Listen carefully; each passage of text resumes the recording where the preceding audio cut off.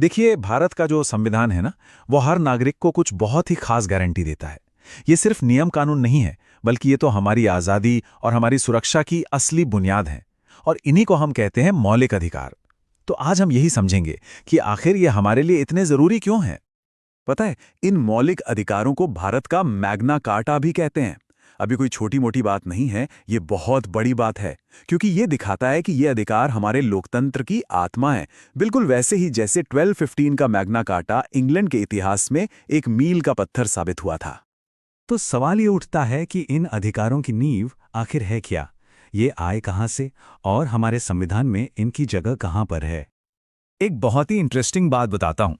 हमारे मौलिक अधिकारों की जो प्रेरणा है, वो अमेरिका के संविधान से ली गई है। इन्हें संविधान के भाग 3 में आर्टिकल 12 से लेकर 35 तक में जगह दी गई है। लेकिन हाँ, ये पत्थर की लकीर नहीं है। हमारी संसद इनमें बदलाव कर सकती है, और अगर देश में नेशनल इमरजेंसी लग जाए तो इन्हें सस्पेंड भी किया जा सकता है। बस दो चीज़ों को छोड़कर, जीने का अधिकार और व्यक्तिगत स्वतंत्रता का अधिकार। और पता है, इन अधिकारों की मांग कोई आज की नहीं है, ये तो आज़ादी की लड़ाई जितनी ही पुरानी है। साल 1931 में कराची सेशन के दौरान कांग्रेस ने पहली बार इनकी जोरदार मांग उठाई थी। मतलब साफ है, ये सिर्फ कानूनी हक नहीं थे, ये हमारे स्वतंत्रता सेनानियों का एक बहुत बड़ा सपना थे। अच्छा, अब कहानी में एक बड़ा ही दिलचस्प मोड़ आता है। क्या आपको लगता है कि मौलिक अधिकारों की संख्या हमेशा से उतनी ही थी जितनी आज है? असल में इसमें एक बहुत बड़ा बदलाव आया है। जब हमारा संविधान लागू हुआ था ना, तब नागरिकों को पूरे 7 मौलिक अधिकार दिए गए थे। लेकिन आज हमारे पास सिर्फ 6 हैं। तो सवाल ये है कि भाई वो 7वां अधिकार आखिर गया कहाँ? तो सुनिए, वो जो 7वां अधिकार था, वो था संपत्ति का अधिकार। लेकिन फिर साल 1978 में 44वां संविधान संशोधन हुआ और इस अधिकार को मौलिक अधिकारों की लिस्ट से ही हटा दिया गया। अब ये सिर्फ एक कानूनी अधिकार बनकर रह गया है, मौलिक नहीं। और बस इसी तरह हमारे अधिकार 7 से घटकर 6 हो गए। तो चलिए अब बात करते हैं उन 6 अधिकारों की जो आज हमारे लोकतंत्र की नींव हैं। इनको ना आप ऐसे समझिए, जैसे ये 6 मजबूत खंबे हैं जो हर नागरिक को सहारा देते हैं। तो ये हैं वो 6 पिलर्स। पहला है समानता का अधिकार, मतलब कानून की नज़र में सब एक बराबर। दूसरा है स्वतंत्रता का अधिकार, जो हमें बोलने, रहने और जीने की आज़ादी देता है। तीसरा है शोषण के विरुद्ध अधिकार, जो हमें हर तरह के अन्याय से बचाता है। चौथा है धार्मिक स्वतंत्रता का अधिकार, मतलब हम अपने धर्म को, अपने विश्वास को आज़ादी से मान सकते हैं। पांचवा है संस्कृति और शिक्षा का अधिकार, जो हमारी पहचान को बनाए रखता है। और छठा संवैधानिक उपचारों का अधिकार, जो इन सारे अधिकारों का एक तरह से गार्डियन है। चलिए, अब इन पिलर्स में से सबसे पहले और सबसे जरूरी अधिकार को थोड़ा और करीब से समझते हैं कि आखिर इस बराबरी का असली मतलब क्या है। देखिए, समानता का अधिकार सिर्फ एक शब्द नहीं है, ये एक पूरी गारंटी है। आर्टिकल 14 कहता है कि कानून के सामने सब एक जैसे हैं। आर्टिकल 15 धर्म, जाति, लिंग के आधार पर किसी भी तरह के भेदभाव पर रोक लगाता है। आर्टिकल 16 सरकारी नौकरियों में सबको बराबर मौका देने की बात करता है। आर्टिकल 17 छुआछूत जैसी सामाजिक बुराई को जड़ से खत्म करता है। और आर्टिकल 18 राजा महाराजा जैसी उपाधियां ही खत्म कर देता है, ताकि हर नागरिक बराबर महसूस करे। तो कुल मिलाकर इन सब का मतलब क्या निकलता है? मतलब ये है कि ये 6 अधिकार मिलकर हर भारतीय नागरिक को बराबरी, आज़ादी, शोषण से सुरक्षा, धार्मिक स्वतंत्रता और अपनी संस्कृति को बचाने की पूरी गारंटी देते हैं। और सबसे जरूरी बात, ये हमें न्याय पाने का हक देते हैं। कभी सोचा है कि अपनी बात खुलकर कहने की आज़ादी, कहीं भी आने जाने की आज़ादी, ये सब हमें मिलता कहाँ से है? इसका जवाब छिपा है भारतीय संविधान के एक बहुत ही खास वादे में, स्वतंत्रता का अधिकार। चलिए आज इसी को समझते हैं कि ये अधिकार एक नागरिक के तौर पर हमारी रोजमर्रा की जिंदगी को कैसे मजबूत बनाते हैं। तो सवाल ये उठता है कि जब हम कहते हैं स्वतंत्रता का अधिकार, तो इसका मतलब क्या है? क्या इसका मतलब है कुछ भी करने की आज़ादी, या फिर इसकी कुछ सीमाएं भी हैं? संविधान की नज़र में इसका असल मतलब क्या है? चलिए इसी सवाल का जवाब ढूंढते हैं। देखिए, संविधान के अनुच्छेद 19 से लेकर 22 तक नागरिकों को कुछ मौलिक अधिकार दिए गए हैं। इन्हें एक तरह का सुरक्षा कवच समझिए। ये पक्का करते हैं कि सरकार या कोई भी अथॉरिटी किसी के पर्सनल आज़ादी में मनमाने ढंग से दखल ना दे सके। तो चलिए एक एक करके इन अधिकारों को समझते हैं। शुरुआत करते हैं अनुच्छेद 19 से, जो उन 6 बेसिक आज़ादियों की गारंटी देता है जिनका हम और आप अपनी एवरीडे लाइफ में इस्तेमाल करते हैं। यहाँ एक बड़ी दिलचस्प बात है। पता है, शुरू में संविधान में 7 स्वतंत्रताएं थीं, लेकिन 1978 में संपत्ति के अधिकार को इस लिस्ट से हटा दिया गया। तो अब अनुच्छेद 19 के तहत हमें कुल 6 मौलिक स्वतंत्रताएं मिलती हैं। ये 6 आज़ादियां एक दूसरे से जुड़ी हुई हैं और एक नागरिक के जीवन की नींव बनाती हैं। इसमें क्या-क्या शामिल है? अपने विचार रखने की आज़ादी, शांति से इकट्ठा होने का अधिकार, कोई भी ग्रुप या यूनियन बनाने की स्वतंत्रता, और हाँ, पूरे देश में कहीं भी आने जाने, बसने और कोई भी काम या व्यापार चुनने की पूरी आज़ादी। अब बात करते हैं अनुच्छेद 20 की। सोचिए, अगर किसी पर कोई अपराध करने का आरोप लग जाए तब क्या होगा? यहीं पर ये अनुच्छेद काम आता है। ये न्याय व्यवस्था के अंदर एक बहुत ही जरूरी सुरक्षा कवच है। ये अनुच्छेद 3 बहुत ही जरूरी बातें कहता है। पहली, डबल सजा से सुरक्षा, मतलब एक ही गलती के लिए 2 बार सजा नहीं हो सकती।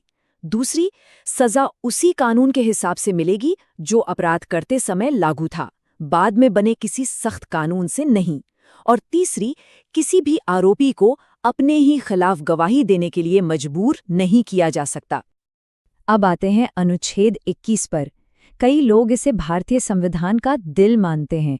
ये सिर्फ 2 शब्दों में एक बहुत बड़ी गारंटी देता है, जीवन और व्यक्तिगत स्वतंत्रता का अधिकार। जरा इस लाइन की गहराई देखिए। इसका मतलब सिर्फ जिंदा रहना या सांस लेना नहीं है, बल्कि कानून के दायरे में एक सम्मान और गरिमा के साथ जीवन जीने का अधिकार है। और यही तो इस अनुच्छेद की खूबी है। सुप्रीम कोर्ट ने समय के साथ जीवन शब्द का मतलब बहुत बड़ा कर दिया है।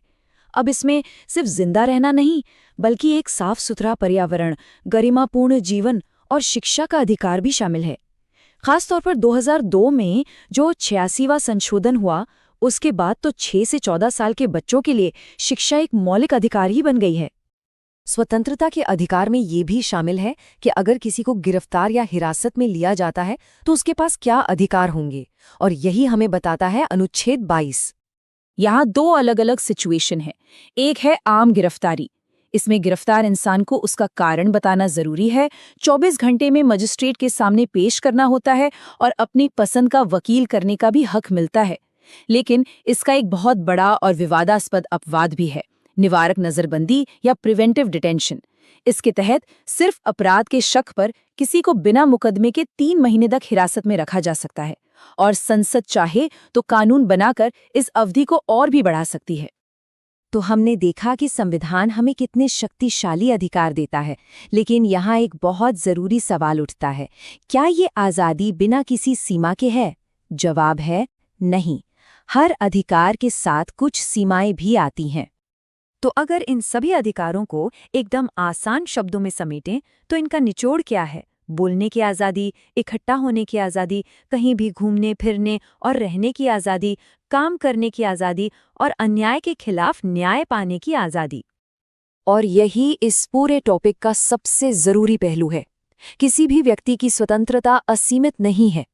जहां देश का कानून, पब्लिक ऑर्डर और राष्ट्रीय सुरक्षा की बात आती है, वहां सरकार इन स्वतंत्रताओं पर कुछ उचित पाबंदियां नमस्कार। कभी सोचा है कि भारतीय संविधान में एक तरफ सरकार की शक्ति है तो दूसरी तरफ आम नागरिक के अधिकार? ये एक तराजू के 2 पलड़ों की तरह हैं। तो चलिए आज इसी संतुलन को समझते हैं। देखते हैं कि सरकार की इस तलवार और नागरिक की इस ढाल के बीच का रिश्ता आखिर है कैसा। चलिए शुरू करते हैं एक बहुत ही चौंकाने वाले सवाल से। क्या सरकार किसी को जुर्म करने से पहले ही जेल में डाल सकती है? सुनने में अजीब लगता है ना? लेकिन ये सवाल हमारी कानूनी व्यवस्था की एक बहुत ही पेचीदा सच्चाई की तरफ इशारा करता है। तो हमारी कहानी का जो पहला हिस्सा है वो सरकार की इसी असाधारण शक्ति के बारे में है। इसे कहते हैं निवारक नजरबंदी, मतलब शक की बुनियाद पर मिली हुई शक्ति।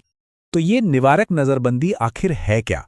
देखिए, इसका सीधा सा मतलब है कि किसी को भविष्य में कोई जुर्म करने से रोकने के लिए सिर्फ शक के आधार पर हिरासत में ले लेना। यहाँ ध्यान देने वाली बात यह है कि जुर्म हुआ नहीं है, बस उसके होने का अंदेशा है। और ये कोई आज का कॉन्सेप्ट नहीं है, भारत में ऐसे सुरक्षा कानूनों का एक लंबा चौड़ा इतिहास रहा है जो ये दिखाता है कि वक्त के साथ देश ने सुरक्षा से जुड़ी चुनौतियों का सामना कैसे किया है। ये शक्ति एक जैसी नहीं रही है, ये समय के साथ बदलती रही है, इसका रूप विकसित हुआ है। 1950 में प्रिवेंटिव डिटेंशन एक्ट से इसकी शुरुआत हुई, फिर आया 70 के दशक का वो दौर और मीसा जैसा विवादित कानून। अच्छा, फिर 80 और 90 के दशक में जब आतंकवाद एक बड़ी चुनौती बना तो टाडा और पोटा जैसे और भी सख्त कानून लाए गए। और आज यूएपीए जैसे कानून इस बहस को जिंदा रखे हुए हैं। तो ये पूरी यात्रा हमें क्या दिखाती है? यही कि देश की सुरक्षा और एक व्यक्ति की आज़ादी, इसके बीच का संतुलन हमेशा से ही एक बहुत बड़ा और ज़रूरी मुद्दा रहा है। तो ये तो बात हो गई सरकार की शक्ति की।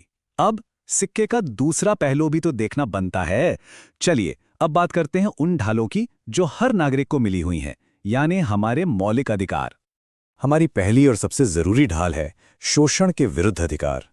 ये एक ऐसा अधिकार है जो सीधे सीधे इंसानी गरिमा की रक्षा करता है और हर तरह के शोषण पर रोक लगाता है। इसमें दो बहुत ही महत्वपूर्ण अनुच्छेद हैं। एक है आर्टिकल 23 जो इंसानों की खरीद फरोख्त और बंधुआ मजदूरी जैसी हर तरह की जबरदस्ती पर रोक लगाता है और हाँ, इसे एक दंडनीय अपराध भी बनाता है। वहीं दूसरी तरफ है आर्टिकल 24 जो खास तौर पर बच्चों को किसी भी तरह के खतरनाक काम से बचाने के लिए बनाया गया है। तो वो उम्र क्या है? 14 साल। जी हाँ, कानून कहता है कि 14 साल से कम उम्र के बच्चों को किसी भी फैक्ट्री, खदान या किसी भी जोखिम भरे काम में लगाना सख्ती से मना है। ये एक नंबर है, लेकिन असल में ये बचपन को सुरक्षित रखने की गारंटी है। शोषण से सुरक्षा के बाद अब बात करते हैं नागरिक की एक और मजबूत ढाल की। ये है अपनी आस्था और अपने विश्वास की आज़ादी, जिसे हम कहते हैं धार्मिक स्वतंत्रता का अधिकार। अच्छा, तो इस अधिकार को हम 3 हिस्सों में समझ सकते हैं। इसके 3 मजबूत पिलर हैं। पहला है आर्टिकल 25 जो हर एक इंसान को व्यक्तिगत आज़ादी देता है। मतलब कोई भी अपने धर्म को मान सकता है, उसकी प्रैक्टिस कर सकता है और उसका प्रचार भी कर सकता है। दूसरा पिलर है आर्टिकल 26। ये कम्युनिटी के अधिकारों की बात करता है कि जो धार्मिक समूह हैं वो अपने मामलों को खुद मैनेज कर सकते हैं। और फिर आता है तीसरा आर्टिकल 27 जो कि एक तरह की फाइनेंशियल आज़ादी है।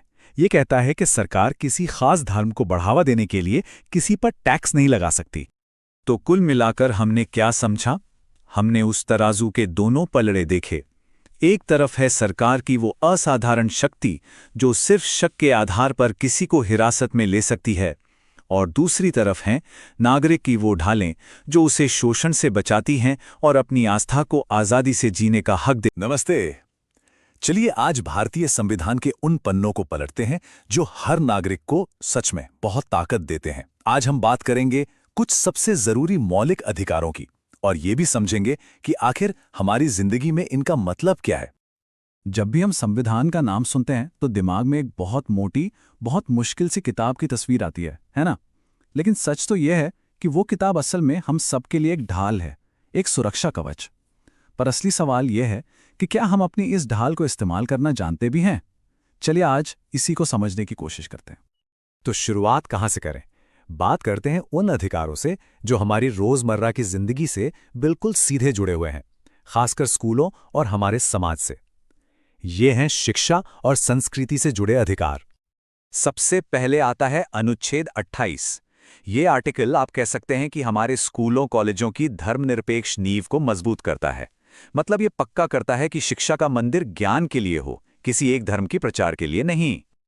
इसके 2 सीधे सीधे मतलब हैं और दोनों ही बहुत जरूरी हैं। पहला, किसी भी सरकारी स्कूल या कॉलेज में कोई धार्मिक शिक्षा नहीं दी जाएगी। और दूसरा, जो कि बहुत ही महत्वपूर्ण है, किसी भी स्टूडेंट को उसकी मर्जी के बिना किसी धार्मिक प्रार्थना या पूजा में शामिल होने के लिए मजबूर नहीं किया जा सकता। ये हर व्यक्ति की आज़ादी का सम्मान है। अच्छा, तो धर्मनिरपेक्षता के अलावा हमारा संविधान भारत की विविधता का, इसकी डाइवर्सिटी का भी पूरा सम्मान करता है। और इसी से जुड़े हैं अगले 2 अनुच्छेद 29 और 30 जो अल्पसंख्यक समुदायों को एक खास तरह की सुरक्षा देते हैं। देखिए, इन दोनों में एक बहुत बारीक लेकिन जरूरी फर्क है, इसे समझना होगा। अनुच्छेद 29 हर नागरिक को अपनी भाषा, अपनी लिपि और अपनी संस्कृति को बचाने का हक देता है। वहीं अनुच्छेद 30 अल्पसंख्यक समुदायों को अपने स्कूल और कॉलेज खोलने और उन्हें चलाने का अधिकार देता है। और एक बहुत जरूरी बात यह भी है कि सरकार जब इन संस्थानों को कोई आर्थिक मदद मतलब ग्रांट देगी तो वो किसी भी तरह का भेदभाव नहीं कर सकती। तो आप कह सकते हैं कि एक अधिकार संरक्षण के लिए है तो दूसरा उन्हें सशक्त बनाने के लिए। चलिए अब आते हैं उस अनुच्छेद पर जिसे सिर्फ एक अधिकार नहीं बल्कि बाकी सभी अधिकारों का गार्डियन, उनका गारंटर माना जाता है। ये है अनुच्छेद 32 जो हमारे मौलिक अधिकारों को असली ताकत देता है। जी हाँ, बिल्कुल सही सुना। इसे और कुछ नहीं बल्कि संविधान की आत्मा कहा गया है। अब आप इसी एक वाक्य से इसकी अहमियत का अंदाजा लगा सकते हैं। तो इसका मतलब क्या है? बिल्कुल सीधा और सरल। अगर किसी भी नागरिक को लगता है कि उसके मौलिक अधिकारों का हनन हो रहा है तो वो किसी निचली अदालत में जाने के बजाय सीधे देश की सबसे बड़ी अदालत यानी सुप्रीम कोर्ट का दरवाजा खटखटा सकता है। यही इस अधिकार की सबसे बड़ी और असली शक्ति है। तो सवाल ये है कि सुप्रीम कोर्ट इन अधिकारों की रक्षा करता कैसे है? इसके लिए संविधान ने कोर्ट को 5 बहुत ही शक्तिशाली हथियार दिए हैं, जिन्हें रिट यानी वृत्स कहते हैं। इन्हें हम अधिकारों के 5 रक्षक भी कह सकते हैं। ये पांचों रिट्स असल में कानूनी दुनिया की सुपर पावर्स की तरह हैं। चलिए जरा फटाफट समझते हैं कि ये क्या हैं। पहला है हेबियस कॉर्पस, जिसका मतलब है शरीर को पेश करो। ये किसी को गैर कानूनी हिरासत से छुड़ाने का आदेश है। फिर आता है मैंडमस, जो किसी सरकारी अफसर को अपना काम, अपनी ड्यूटी पूरी करने का आदेश देता है और वो आनाकानी कर रहा हो। प्रोहिबिशन और सर्ट्योररी निचली अदालतों पर नजर रखते हैं। एक उन्हें अपनी सीमा लांघने से रोकता है तो दूसरा उनके किसी गलत फैसले को ही रद्द कर देता है।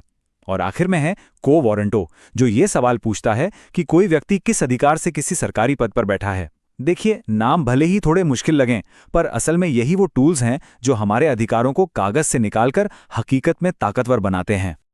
अब एक बहुत बड़ा और दिलचस्प सवाल, क्या ये मौलिक अधिकार हमेशा के लिए पत्थर की लकीर हैं या फिर क्या समय के साथ इनमें कोई बदलाव किया जा सकता है? पता है, ये हमारे कानूनी इतिहास में एक बहुत ही दिलचस्प खींचतान रही है।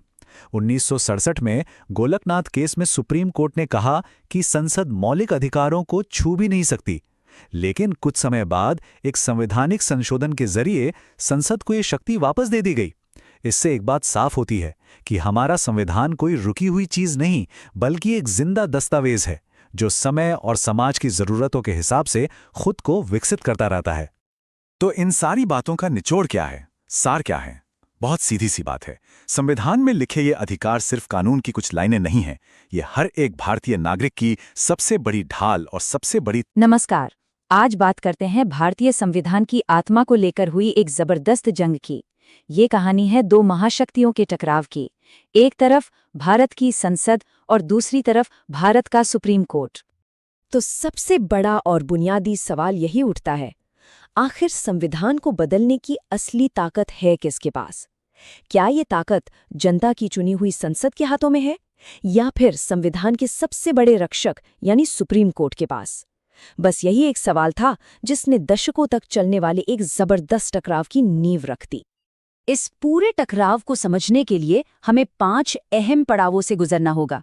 ये सफर शुरू होता है 1967 के गोलकनाथ केस से और खत्म होता है 1980 के मिनर्वा मिल्स केस पर। याद रखिए, ये सिर्फ तारीखें या केस नहीं हैं, ये इस शक्ति संघर्ष के वो निर्णायक मोड़ हैं जिन्होंने सब कुछ बदल दिया।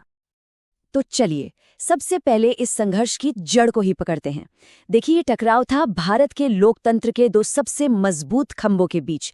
एक तरफ जनता की आवाज, हमारी चुनी हुई संसद, और दूसरी तरफ नागरिकों के अधिकारों का सबसे बड़ा किला, हमारा सुप्रीम कोर्ट। अब ये पूरा झगड़ा असल में 2 बड़े आइडियाज के बीच की टक्कर थी। एक तरफ थी संसद की शक्ति, ये सोच कि देश की भलाई के लिए वो कोई भी कानून बना सकती है, बदल सकती है। और दूसरी तरफ थे हमारी मौलिक अधिकार, फंडामेंटल राइट्स, जिन्हें खुद संविधान ने गारंटी दी है। तो सवाल सीधा था, क्या संसद की ताकत इन मौलिक अधिकारों से भी ऊपर है? और बस यहीं से इस शक्ति संघर्ष का पहला राउंड शुरू होता है। सुप्रीम कोर्ट एक ऐसा ऐतिहासिक फैसला सुनाता है जिसने कुछ वक्त के लिए संसद के हाथ ही बांध दिए और देश की सियासत में भूचाल ला दिया। साल था 1967 और केस था गोलकनाथ केस। सुप्रीम कोर्ट ने मानो एक लक्ष्मण रेखा खींच की। फैसला बिल्कुल साफ था। संसद को कानून बदलने का अधिकार है, बिल्कुल है, लेकिन वो नागरिकों को मिले मौलिक अधिकारों को छू भी नहीं सकती। सोचिए, इस एक फैसले ने पहली बार न्यायपालिका को संसद से ऊपर लाकर खड़ा कर दिया। अब जरा सोचिए, संसद ये बात कैसे हजम करती। देश की सबसे बड़ी पंचायत को ये बताया जा रहा था कि उसकी ताकत की भी एक सीमा है। जाहिर है, पलटवार तो होना ही था और संसद ने इसकी तैयारी शुरू कर दी। और जवाब आया 1971 में 24वें संविधान संशोधन के तौर पर। इस एक संशोधन ने सीधे सीधे सुप्रीम कोर्ट के फैसले को पलट कर रख दिया। संसद ने आर्टिकल 368 और आर्टिकल 13 में बदलाव कर दिए और खुद को ये पावर दे दी कि वो मौलिक अधिकारों समेत संविधान के किसी भी, जी हां, किसी भी हिस्से में बदलाव कर सकती है। अब स्कोर बराबर हो चुका था। अब ये टकराव अपने पीक पर था। दोनों ही तरफ से बड़े मूव्स हो चुके थे। इसके बाद सुप्रीम कोर्ट ने एक ऐसा मास्टर स्ट्रोक खेला जिसने भारतीय संविधान की कहानी को हमेशा हमेशा के लिए बदल दिया। ये दौर था मूल संरचना यानी बेसिक स्ट्रक्चर डॉक्ट्रिन के जन्म का। साल 1973 और अब तक का सबसे बड़ा case, Kesavananda Bharati case. Supreme court ने एक ऐतिहासिक फैसला सुनाया। कोर्ट ने अपना ही पुराना गोलकनाथ वाला फैसला पलट दिया और ये मान लिया कि हाँ ठीक है, संसद मौलिक अधिकारों में बदलाव कर सकती है, लेकिन, और ये लेकिन बहुत बड़ा था, और वो लेकिन था संविधान की मूल संरचना का सिद्धांत। सुप्रीम कोर्ट ने कहा, ठीक है, आप संविधान में बदलाव कीजिए, पर आप इसकी आत्मा को नहीं बदल सकते। अब सवाल ये है कि ये मूल संरचना आखिर है क्या? ये है हमारे लोकतंत्र, धर्मनिरपेक्षता और न्यायपालिका की स्वतंत्रता जैसे वो सिद्धांत जिन्हें संसद भी हाथ नहीं लगा सकती। क्या कमाल का आइडिया था ये। पर रुकिए, कहानी अभी खत्म नहीं हुई थी। संसद इस मूल संरचना वाले आइडिया से बिल्कुल खुश नहीं थी। उसने एक आखिरी बार अपनी सुप्रीम पावर साबित करने की कोशिश की। अब ये लड़ाई अपने फाइनल और सबसे क्रिटिकल राउंड में पहुंच चुकी थी। 1976 में 42nd संशोधन के जरिए संसद ने एक बहुत बड़ा दांव खेला। उसने कहा कि आर्टिकल 368 के तहत किया गया कोई भी बदलाव किसी भी कोर्ट में चैलेंज नहीं किया जा सकता। मतलब बिल्कुल साफ था। संसद कह रही थी कि वो कानून से, कोर्ट से सबसे ऊपर है। और फिर आया 1980 का Minerva mills case. Supreme court ने अपना आखिरी और सबसे मजबूत फैसला सुनाया। कोर्ट ने 42वें संशोधन के उस हिस्से को ही रद्द कर दिया और साफ साफ कह दिया कि जुडिशियल रिव्यू यानी अदालत की जांच करने की शक्ति खुद संविधान की मूल संरचना का हिस्सा है। मतलब अदालत के पास ये अधिकार हमेशा रहेगा कि वो देखे कि संसद ने अपनी हदें तो पार नहीं की। तो इतने सालों के उतार चढ़ाव, इतने टकराव के बाद आज पावर का बैलेंस कहाँ आकर रुका है? इस पूरी कहानी का निचोड़ क्या है? चलिए इसे समझते हैं। इस पूरे सफर को हम 4 आसान स्टेप्स में समझ सकते हैं। स्टेप 1, पहले कोर्ट ने कहा संसद कुछ नहीं बदल सकती। स्टेप 2, फिर संसद ने कहा हम सब कुछ बदल सकते हैं। स्टेप 3, फिर कोर्ट ने बीच का रास्ता निकाला, संसद बदल तो सकती है लेकिन संविधान की आत्मा को नहीं। और स्टेप 4, जो सबसे अहम है, आत्मा से छेड़छाड़ हुई है या नहीं, यह जांचने का हक हमेशा अदालत के पास रहेगा। तो आज की हकीकत क्या है? हकीकत ये है कि अब एक पावर बैलेंस बना हुआ है। संसद के पास कानून बनाने और संविधान में बदलाव करने की ताकत है, लेकिन सुप्रीम कोर्ट संविधान के मूल सिद्धांतों के आखिरी गार्डियन के तौर पर खड़ा है।